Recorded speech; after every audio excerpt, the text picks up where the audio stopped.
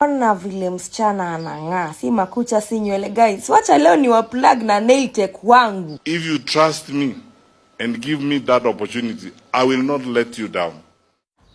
Kama dawa ndio huyo mimi juu ya boda ndio nifike mapema. Baby we nione huruma kupendeza kote napanda boda baby nulie gari baby.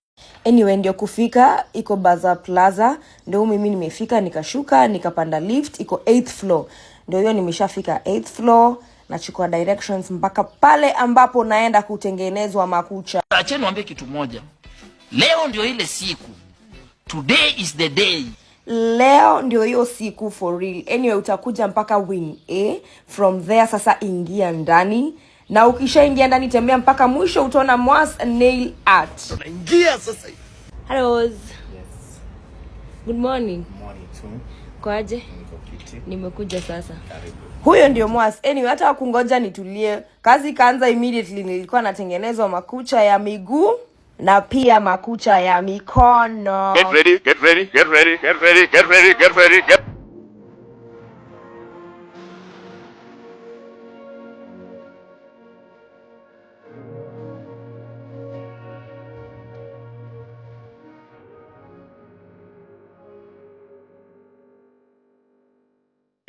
Clock it.